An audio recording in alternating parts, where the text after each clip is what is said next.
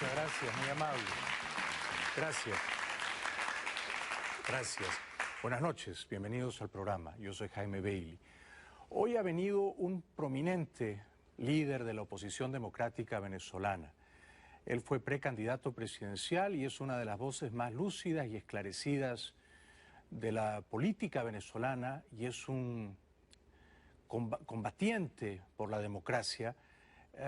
Es Diego Arria, que acaba de llegar desde Caracas y lo recibimos con un fuerte y cariñoso aplauso. Un aplauso para él, por favor. Bienvenido. ¿Cómo estás, Diego? Bien, pero podría estar mucho mejor. Pero después de la introducción tuya, imagínate, me siento magnífico. Perdona que te haga esta pregunta como de corresponsal escolar, un poco pueril, pero yo creo que recoge la curiosidad de la gente. ¿Quién es el presidente de Venezuela al día de hoy? No hay.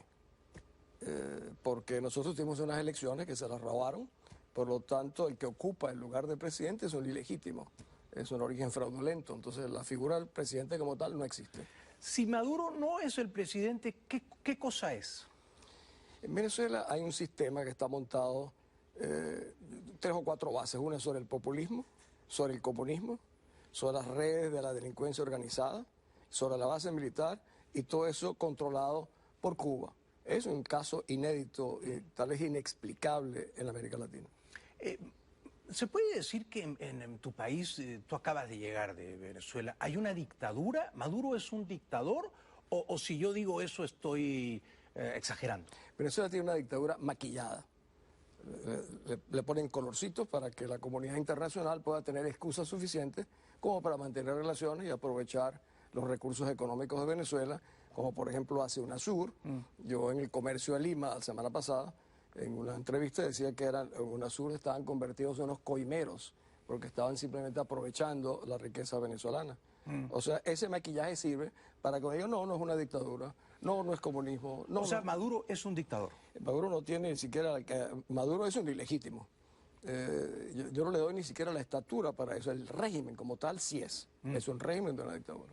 Y entonces, ¿y Enrique Capriles qué cosa es? Porque yo estuve la otra noche con él en Bogotá y yo lo llamé presidente. Para mí él es el presidente electo de los venezolanos. Para mí también lo es, y lo es para más de la mitad del país. El problema ahora es cómo en Venezuela no es suficiente triunfar para ganar. Hay que tener la fuerza para imponer ese triunfo, y ese es parte del proceso de rescate que yo creo que tiene que ser la máxima prioridad de los que creemos en la democracia. Pero No si tú te simplemente... encuentras con Enrique Capriles, ¿tú le dirías presidente, como le dije yo en Bogotá? Sí, yo no tengo ni...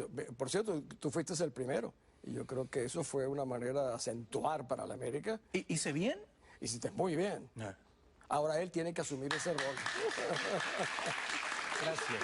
Bueno, yo solo quería recordarle que él tiene ese mandato, ¿no? Él tiene que asumir ese rol ahora de que él es el presidente electo y como tal se debe a lo que él dijo. Yo defenderé los votos, denme la confianza, yo liderizaré este proceso, pero como él tiene que estar consciente que cuando tú haces un cheque, como un voto, no son sin fecha y no son en blanco, sino que te lo dan para cierta fecha. Él tiene una fecha adelante. Él me dijo en Bogotá que él cree que a Maduro le sumaron 600.000 votos fraudulentos, ¿no? Que él calcula que sacó, Capriles digo, 7 millones casi y medio de votos, pero que Maduro no sacó 7 millones siquiera. ¿Cuál es tu lectura? ¿Cuáles eran los números reales el 14 de abril, Diego? Sí, yo la comparto. Puede que sean más incluso. Puede que sean hasta 800.000 votos. Hay una organización en Venezuela que se llama SDATA, que para mí es lo más calificado. Y SDATA dice, en el mínimo es de 600 a 800.000. Puede pasar del 1.000.000 de votos. ¿Y cuéntanos por favor, explícanos de una manera didáctica, sencilla, cómo es que fabricaban esos votos? ¿Cómo es que se los inventaban? Bueno, yo vi cuando tú le preguntabas eso a Enrique, un poco en el fondo. Yo tuve años diciendo que el Consejo Nacional Electoral, yo lo llamaba el Ministerio de Elecciones del señor Chávez. Y por eso me criticaba terriblemente la oposición, porque eso desestimulaba. Por eso el otro día oí a Enrique mismo decir que el Consejo Nacional Electoral estaba secuestrado por el régimen. Ese fue un día casi de fiesta para mí, porque dije, El país se ha demorado 15 años en entender que estamos a un sistema abusivo sobre el cual ha construido la perpetuidad del sistema del señor Chávez. Todavía no lo acabamos de entender que es así. Y el propio Enrique Capriles el año pasado, en octubre, cuando perdió las elecciones con Chávez, él mismo no lo había entendido. Él confiaba en el árbitro, ¿verdad? Sí, yo una vez... ¿Eso fue un error? Yo creo que un error muy serio, porque él dijo, se los digo ligerito, claro raspado, no hubo fraude, pero las cifras no eran las cifras del Consejo de los venezolanos, eran las cifras que le dio la señora presidenta del Consejo Nacional Electoral. En ese momento no teníamos las actas, creo que era el 5%, 3% de las actas. Fue una precipitación. Y el problema es que ahora estamos pagando el costo de 14 años de estar diciendo no desestimulemos a los venezolanos, si decimos que es un ente tramposo la gente no va a votar. Yo siempre decía, no subestimen a los venezolanos. Los venezolanos son capaces de entender, mejor decirles a lo que tenemos que enfrentarnos para que salten, para que lo superen. Por eso estoy muy contento que después de 15 años la gente lo entienda que es así. Sin embargo, aparentemente no lo entendemos correctamente todavía.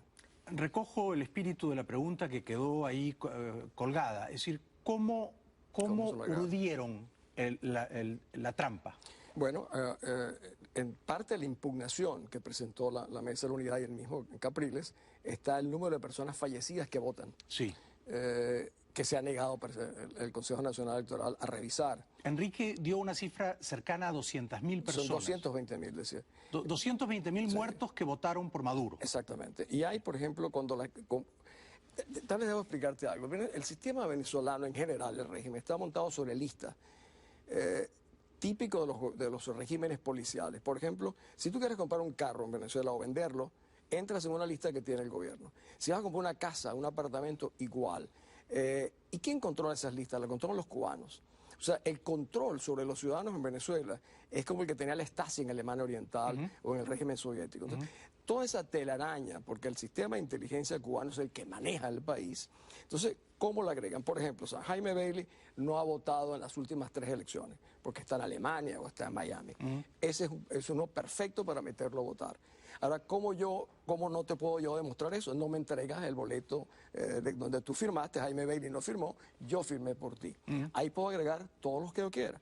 Claro, y ellos tienen esas listas de ciudadanos que están inscritos en el registro, que son casi 19 millones. Pero tienen tres elecciones que no han votado y ellos saben perfectamente que ya tú no votas, a saber dónde estás. De manera que, si te estoy entendiendo bien, Diego, los que han tramado toda esta conspiración contra la democracia venezolana son los espías cubanos, es la inteligencia cubana. La inteligencia cubana tutela, piensa tú, manejan las cédulas de identidad en Venezuela, las hacen los cubanos. Los pasaportes, las notarías, los registros, el control de inteligencia, la policía. Yo te digo una cosa, Jaime, es una vergüenza, yo decírtelo en público acá, como venezolano, es el país menos soberano de América Latina. Es Venezuela. Y lo único que hacen es hablar de la soberanía. Es un país manejado por los cubanos.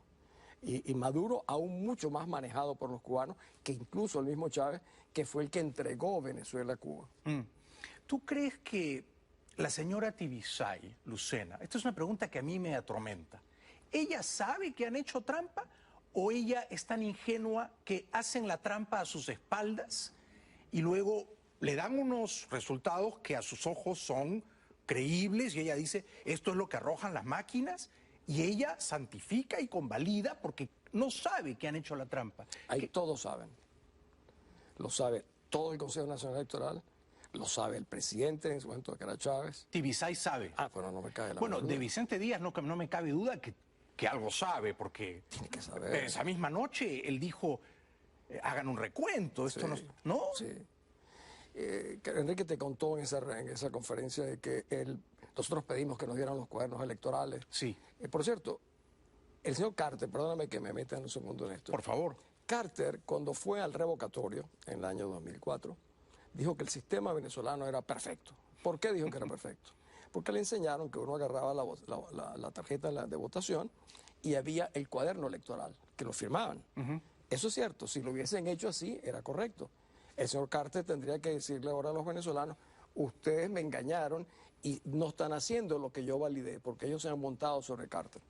Y porque en esta ocasión no han cotejado los resultados electrónicos con los cuadernos de votación. No lo pueden hacer, porque hacerlo sería reconocer de que nos han trampeado, de que es un fraude. Entonces uno se tiene que hacer la siguiente pregunta: ¿vamos nosotros a poder rescatar esto por esa vía? No. Incluso el recurso que está ante el Tribunal Supremo de Justicia no será aceptado, eso es clarísimo. Porque el Tribunal Supremo de Justicia es un órgano subordinado En Venezuela no hay Estado de Derecho, esa es a la dictadura. Exactamente, sí, un Estado sin Estado de Derecho es una dictadura, no hay la menor duda. Bueno, pero entonces esto a mí me lleva a un callejón sin salida, y yo te ruego que tú, que eres una de las mentes más lúcidas en Venezuela, nos ilumines, porque la pregunta es, bueno, ¿cuál es la salida a este entrampamiento? Ha ocurrido un fraude, hay un gobierno ilegítimo de usurpadores. ¿Cuál es la salida constitucional prevista por las leyes? Tú dices una salida iluminada, la cosa está muy oscura en Venezuela.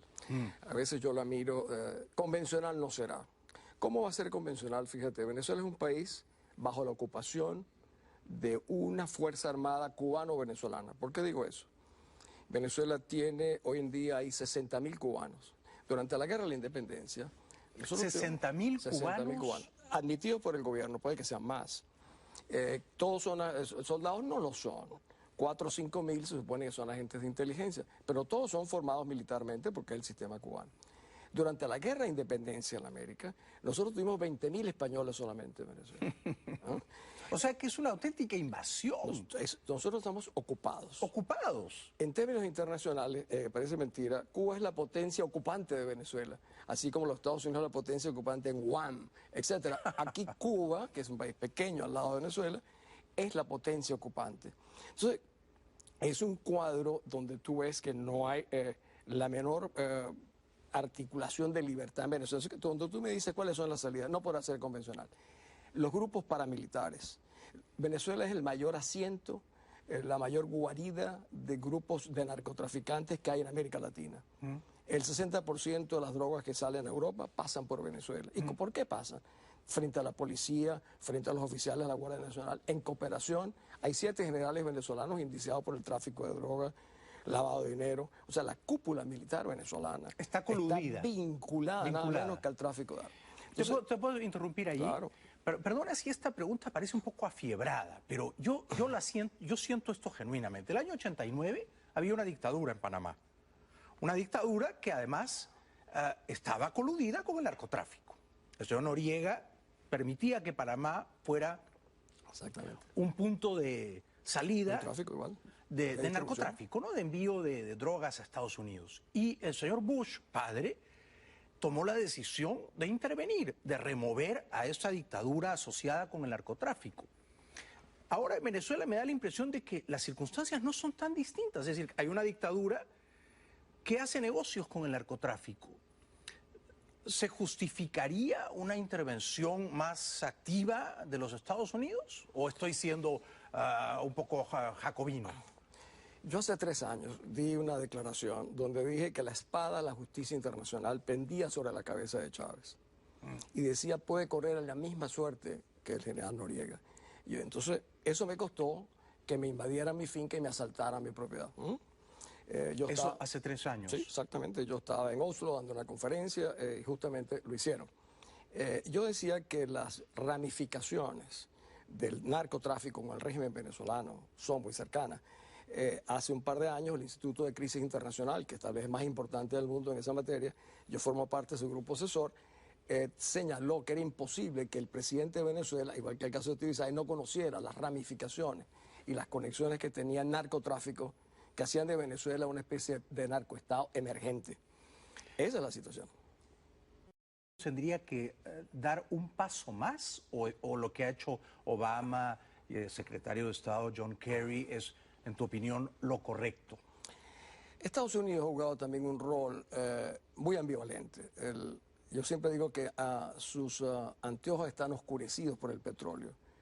Los intereses norteamericanos en Venezuela en materia petrolera fueron apaciguando. Por ejemplo, tenemos un embajador que decía, americano, no juzguemos a Chávez por sus palabras, sino por sus actos. Yo le decía, mira, las palabras son muy peligrosas. Fíjate, al final las palabras se convirtieron en realidad. Han sido muy acomodaticios. Toda la región ha sido acomodaticia con el caso venezolano. Unos por interés económico, otros por temor. Nosotros somos las víctimas realmente de Venezuela, después de haber sido el país que más ayudó a los otros en la recuperación de su democracia, el que menos ayuda hemos recibido. ¿Y digamos, por qué en América Latina, ahora mismo, uno ve UNASUR, uno ve la CELAC, todos se pliegan con la dictadura de Maduro y por extensión con la dictadura de los Castro? ¿Por qué? ¿Por interés económico o por una aversión, una fobia a los Estados Unidos? Hay varias cosas. Yo creo que la última menos. Pero, por ejemplo, tú tienes un gobierno como el de Chile, por ejemplo, un gobierno conservador. Tú te imaginarías que el señor Piñera sería uno de los adalides a favor de la democracia. Pues no. Entonces se tienen miedo porque Chile no tiene grandes negocios con Venezuela. Venezuela fue el país más solidario en el rescate de la democracia chilena. Yo personalmente tuve 4 o 5 ministros del régimen de Allende sacados de la isla de Dawson. En el caso de México, parecido. Entonces hay una mezcla. Unos son por intereses económicos, otros son por acomodos y otros por temor. El caso de Brasil, bueno, Brasil tiene el mayor número de contratos sin licitación pública de construcciones en la historia de mi país. Eso hace que Brasil sea un país muy interesado. Por cierto, hace pocos días Venezuela compró 3 aviones de Brasil por 90 millones. Esos mismos aviones los han comprado los chinos pocos meses antes por 45. Y está involucrada una empresa estatal brasileña. Nosotros somos como un pote de miel, Jaime, donde están como moscas dando vueltas. Claro. El otro día, Diego, en Caracas, conversando con el presidente electo Enrique Capriles, él me dijo que se dirigía a Lima, que esta semana, la que está empezando hoy, iba a estar en Lima y que tenía la razonable expectativa de reunirse con el presidente Humala. Yo le dije, ojalá yo esté equivocado, pero yo creo que eso no va a ocurrir y que Humala en el fondo es un chavista agazapado. Y Humala no lo va a dignificar con esa reunión, como hizo Juan Manuel Santos en Bogotá. De hecho, hicimos una apuesta. ¿Podemos ver ese momento, por favor? Claro. Adelante. No metamos a todos en el mismo, porque, por ejemplo, el presidente Humala yo lo veo también muy equilibrado, Jaime.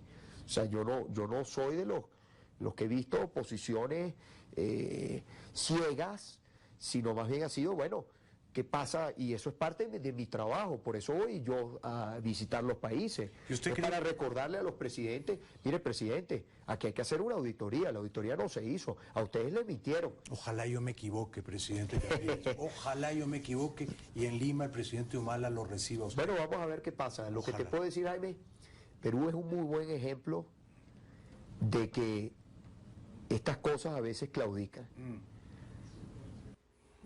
Pero el viaje a Perú se canceló. ¿Por qué, Diego? No conozco porque no he conversado con él sobre esa materia. En el fondo yo nunca he conversado con Enrique Capriles. ¿No tienes una relación cercana con él? Sí, conmigo su padre. Nunca hemos conversado. O sea, realmente nunca nos hemos saludado, pero nunca he tenido la oportunidad de conversar. Pero han estado en los debates Bueno, estuvimos en los debates. como sí, candidatos presidenciales. Sí, estuvimos, sí. Yo creo que, bueno, él dijo que tenía problemas internos. Hay muchos problemas internos, hay miles de razones. No sé si la razón fue que tú ganaste en la apuesta o él la perdió.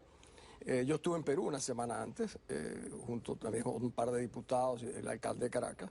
Perdóname que te diga, tu país ha sido el único país solidario en la parte de los medios de comunicación, del Congreso, con Venezuela.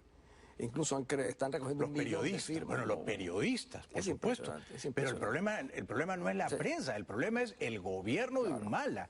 ¿Tú crees que el gobierno de Humala, después de lo que ha pasado con Santos, que Santos recibió a Capriles y salieron a insultarlo y le dijeron que había puesto una bomba, que había descarrilado, eso es una matonería para intimidar al próximo que quiera reunirse con Capriles y entonces inmediatamente Humala se inhibe? Claro, pero cada país tiene que autovalorizar su dignidad, su sentido de dignidad, de soberanía. Yo creo que queda muy mal. A veces los estados reaccionan de cierta manera por su opinión pública de otra, y los pueblos observan el comportamiento y siguen, no, el gobierno de Perú es rehén de Venezuela o el de Colombia. Incluso imagínate que Enrique quisiera ir a Brasil y que no lo reciba nada menos que el país más importante de América Latina, la quinta o sexta economía del mundo. Sería una vergüenza, ¿verdad? Yo, Capriles, iría a Brasil a ver realmente qué reacción tienen en Brasil, porque el Parlamento brasileño, que sí es democrático... Pero yo digo que el Parlamento brasileño sí lo recibe, pero Dilma no. Bueno, entonces... Y estoy dispuesto a redoblar la apuesta contigo. No, hazla con él. Hazla con él. Yo creo que la pone en una posición el gobierno de Brasil. Brasil quiere ser miembro permanente del Consejo de Seguridad. Cuando tú eres un miembro permanente del Consejo de Seguridad, tú tienes que tener la oportunidad de conversar con todo el mundo. Claro. No recibir, entonces eres al lado de Venezuela, eres un rehén porque tienes contratos de construcción con Venezuela. Sería una vergüenza. Sería una vergüenza, pero ganarías la apuesta. No, y sería la confirmación de lo que tú dices, que en la región, por intereses económicos, por grandes negociados o... Mira, ahí los sin tierra, el movimiento aquel de los sin tierra en Brasil, yo estoy seguro que los brasileños temían en un momento dado que Chávez alborotara ese tema. Igual somos país fronterizo, o sea, fíjate, en el fondo, Jaime, la gente no acaba de entender que de la suerte de Venezuela depende casi toda la región. Esta elección no era solamente para los venezolanos. Los intereses aquí afectaban a Colombia, afectaban a toda América Latina. Esto es muy interesante lo que has dicho. Yo también creo que en Venezuela se juega la libertad, ¿no? Y por lo pronto la de Cuba. Sí. Bueno, si ¿no? nosotros, que la suerte de Cuba depende fundamentalmente Claro. de la suerte nuestra. Y el escenario nuestro, donde tú tienes iraníes metidos, donde tú tienes bielorrusos, donde tienes mafia. Nosotros somos un centro que puede incluso afectar más allá de nuestra propia región. Somos un peligro para la seguridad y la paz internacionales. Y eso no ha sido bien entendido en América Latina ni en el mundo en general. Me están pidiendo publicidad. Tenemos que ir brevemente a una interrupción publicitaria. Antes te voy a preguntar algo que le pregunté a Enrique Capriles, a quemarropa. Yo le pregunté, ¿usted después de la muerte de Chávez ha rezado por la salvación de su alma? ¿Tú has rezado por el alma de Chávez, Diego? Jamás. O sea, que en eso no eres como Capriles. Yo podría rezar por el alma de todos los venezolanos que han sido víctimas del régimen más violento, perverso que Venezuela tenía en su historia. Regresamos con el candidato presidencial venezolano Diego Arria. Ex. Por si acaso me queda problemas ahora en Venezuela. Bueno, yo te estaba postulando. Regresamos con Diego después de la pausa. Conversando con el político, diplomático, escritor venezolano, ex candidato presidencial Diego Arria, uno de los líderes más prominentes de la oposición democrática en Venezuela. Tú querías ser presidente de Venezuela el año pasado, Diego. ¿Todavía quieres ser presidente de tu país? Tú dijiste hace ratico que ya me has hecho una pregunta que me arropa, no me vas a hacer dos ahora, ¿no? Era una sola. Estoy siendo un poco despiadado. No, fíjate, este es el momento de Enrique Capriles. ¿Tú apoyas a Enrique Capriles? Sí. Ahora, el error sería que Capriles interpretara que el momento del país es el momento de él.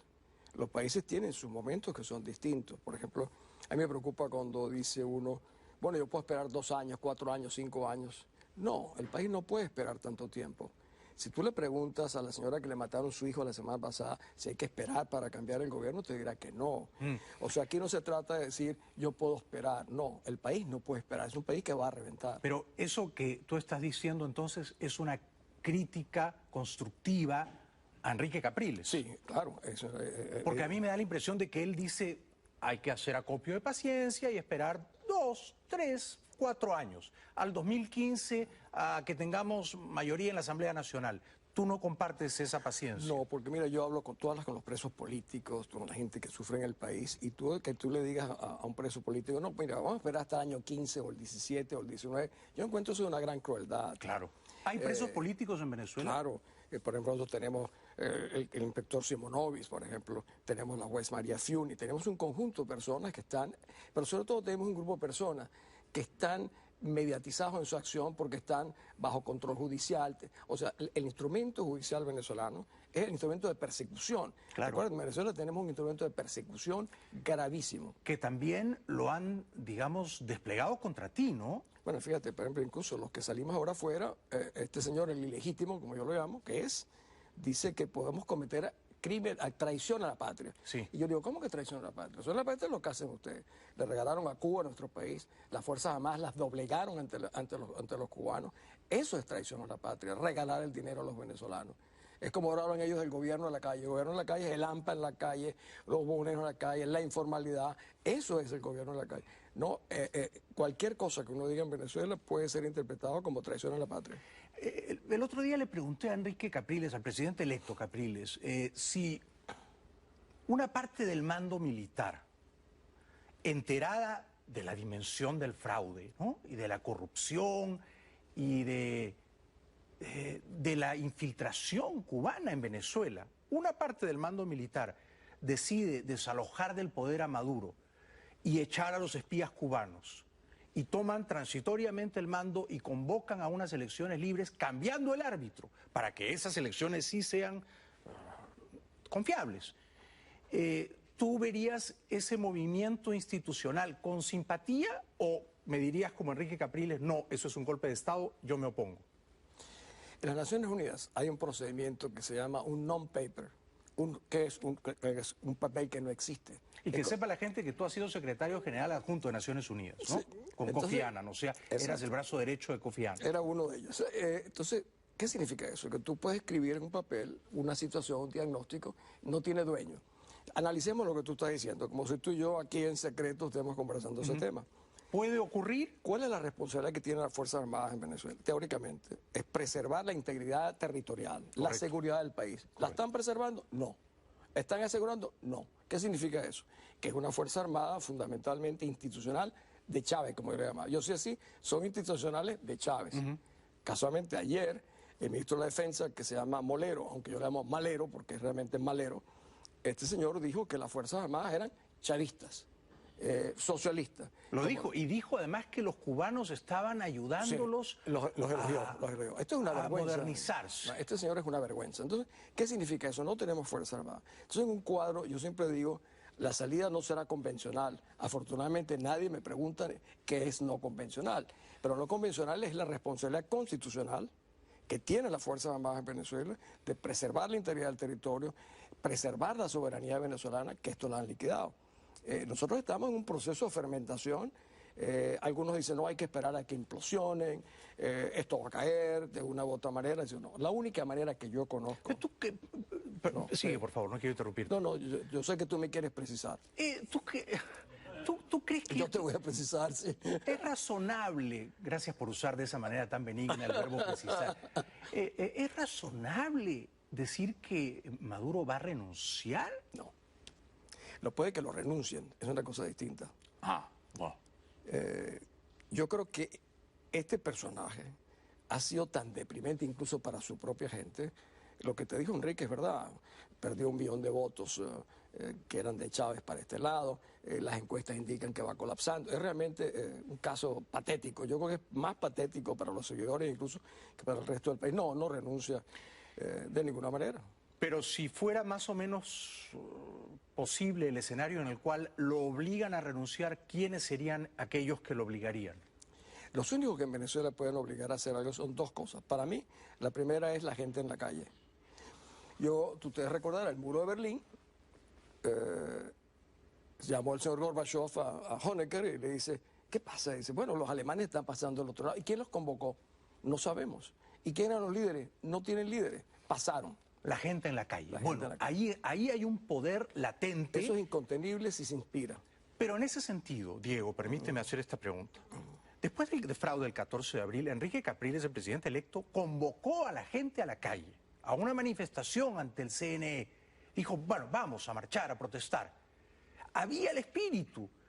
Y sin embargo, luego desactivó la marcha. Dijo, no, tenemos temor de que nos van a infiltrar, de que va a haber actos de violencia.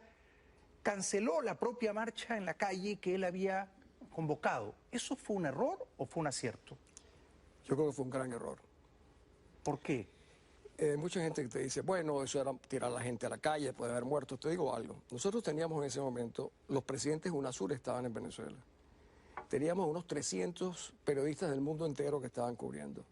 Ellos eran sido los auditores de lo que iba a ocurrir ahí. Yo le pasé una nota a Capriles y le dije, mira, no lo desmovilices, no lo hagas al centro, hazlo en el este de Caracas, porque el país y el mundo vea que hay una manifestación. Yo le dije, mira, es que hay algo que sucede en Venezuela. Este conflicto nuestro es tan inédito, tan extraño, que es difícil evaluarlo. Yo he tenido la posibilidad y la oportunidad y el privilegio de participar en muchos escenarios en el mundo en este tipo de conflictos, aún peores. Como negociador de Naciones Unidas, ¿verdad? Sí, lo único que falta es ponerme un casco azul e ir a esas reuniones. Claro. Entonces me doy cuenta de que en el caso venezolano, 8 personas ahí no pueden tener las respuestas. Este problema es mucho más complejo y no se le está dando la atención de cómo enfrentarlo. Entonces, en el caso este yo decía, hagámoslo en el este.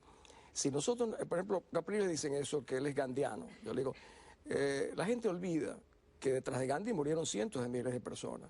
Gandhi, por cierto, decía Jaime algo, él decía, si tú tienes violencia en el corazón, úsala, pero no uses la resistencia pacífica como una excusa para encubrir tu impotencia. Y decía, yo no te puedo enseñar violencia porque no creo en ella, pero sí te puedo enseñar a no doblar la cabeza ante nadie y no humillarte ante nadie. Este es el gran pacifista, porque una cosa es ser pacífico y otra es ser pasivo. Entonces yo decía, en este momento nosotros tenemos que demostrarlo. Si nosotros no hacemos una Pero es muy demostración... interesante lo que tú has dicho. Una cosa es ser pacifista y otra cosa es ser pasivo. Son dos cosas muy distintas. Y a mí me da la impresión de que después del fraude no se ha todavía expresado de una manera vigorosa la sociedad que ha sido burlada. Es No decir, le hemos hecho sentir No. al mundo de que nosotros ganamos las elecciones. no, ¿verdad? No. Incluso tú haces, en el escenario internacional, yo estuve en una reunión el otro día internacional, entonces te decían, ustedes están en su casa. Sin embargo, mira, hay 27 crisis urgentes en este momento. Mali hay que mandar 14.000 soldados. En Irak, ¿qué está pasando? En Siria, ustedes están en su casa, quédense tranquilos. Mientras ustedes están en su casa, el mundo no va a poner atención. Yo vi lo de Ucrania, por ejemplo. En Ucrania es una placita, la famosa Revolución Naranja. Nosotros hemos llenado plazas 1000 veces más grandes. Con mucha más gente. Pero con muchísima más gente. Pero entonces, porque un fraude es un robo. A Enrique Capriles Es un robo. le han robado la elección. Bueno, no a Capriles, nos han robado a todos nosotros. Por eso, a los venezolanos libres. Pero a veces da la impresión de que el presidente electo Capriles dice, sí, me han robado la elección, pero uno nota que está como aliviado o hasta contento. Es decir, que uno dice, pero si te han robado la elección tendrías que estar más molesto, que tendrías que estar cabreado. Y no parece un hombre que ha sido robado. ¿Me explico? Sí, yo te digo una cosa, en ese particular. Si uno siente que lo han robado, uno tiene suficiente humildad para decir, no me han robado a mí, yo represento a estos millones de personas. Entonces nos robaron a todos. Entonces, a pesar de que yo pueda tener una disposición a decir yo puedo esperar o tal cosa, yo tengo que decir, caramba, tengo una responsabilidad global. Yo siempre digo que la resignación es un derecho individual. La resistencia es una obligación moral de los líderes que tienen que ejercerla. Para mí está la gran diferencia allí. Estamos conversando con Diego Arria, tenemos que ir brevemente a la publicidad, no sin saludar efusivamente a Mira Leibel, que nos acompaña esta noche aquí entre el público y que está cumpliendo años. Un aplauso para ella, por favor. Regresamos después de la pausa. Programa. Estamos conversando con Diego Arria, que es una de las voces más respetables de la política venezolana. No solo es político, ha sido diplomático, escritor, ex candidato presidencial. ¿Tú llegaste a conocer a Chávez personalmente, Diego? Lo vi a las 4 o 5 de la mañana, el 4 de febrero del 92. Yo ingresé con el presidente Pérez al Palacio de Miraflores, que lo habían tomado, 4 o 5 de la mañana, y conocí a Chávez cuando vi la sangre en la puerta del despacho del presidente Pérez, del teniente que venía a matar a Pérez por instrucciones de Chávez. Ese día lo conocí.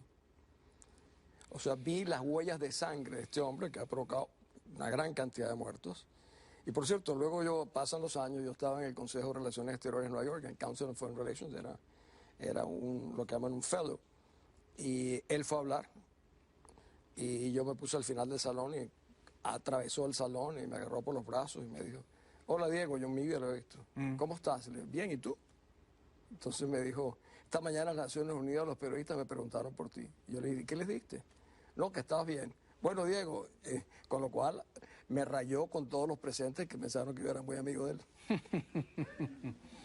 ¿Y tú alguna vez votaste por él, digamos, el año 98 o el año 2000, que fueron dos elecciones presidenciales en las cuales algunos venezolanos cándidos, de buena fe, olvidando el pasado golpista de Chávez, creyeron que él era la salida, ¿no? Que era un socialdemócrata moderado, que criticaba la dictadura de Cuba, la criticaba, que era amigo de Gustavo Cisneros y que era una manera de reinventar la democracia venezolana, ¿no? No era Adeco, no era Copellano, pero era...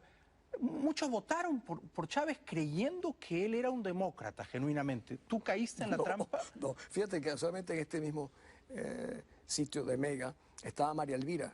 Sí. María Elvira hizo un debate en el año 98. A mí me escogieron como independiente y lo que hoy en día es un diputado que se llama Irán Gaviria, era por Chávez. Y tuvimos este debate, entonces le decía, mira, lo que va a pasar en Venezuela por la reforma de la Constitución, van a acabar con la democracia. Yo dije esto de que Chávez lo había conocido esa madrugada y me dijo, no, eso fue un acto de rebeldía, etcétera. No, para nada, yo vengo combatiendo esto clarísimo desde el año 92, siempre lo he dicho claramente, que Venezuela estaba condenada, el futuro, sobre todo los más jóvenes y de los más pobres, por el señor Chávez, como lamentablemente ha sucedido. Tal vez porque tú, como un colaborador directo del presidente Carlos Andrés Pérez, viste la sangre derramada ahí, a las puertas del despacho presidencial. Yo vi a Carlos Andrés pasar, estaban limpiando la sangre.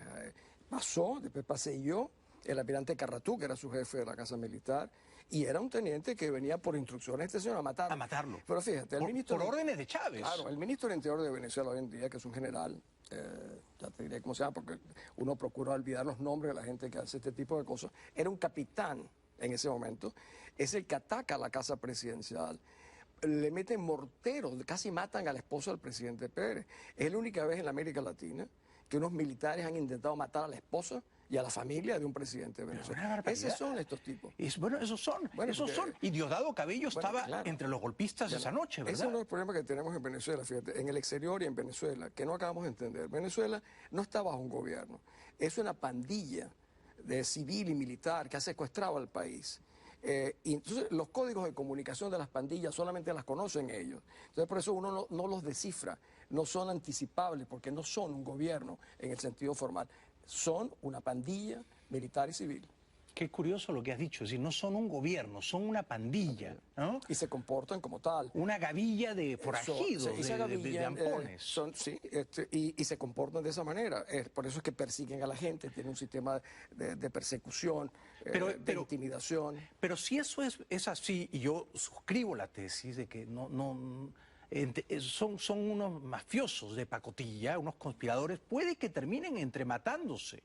¿O no? Bueno, sí, a mí hay un periodista venezolano, hoy diputado, Miguel Ángel Rodríguez, muy valiente, tiene un programa en Radio Caracas. ¿Cómo no? Lo conozco. Y muy amable me presenta y hace una cosa generosa como tú has hecho conmigo, presentándome. Y yo digo, mira, yo creo que tú estás equivocado de invitado. El tipo me mira, ¿cómo?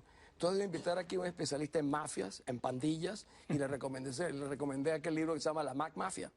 Justamente por eso. Entonces, claro, el manejo entre ellos mismos, nosotros mismos no podemos saber cómo se está manejando internamente, porque no pertenecemos a ese tipo de acciones y de comportamientos.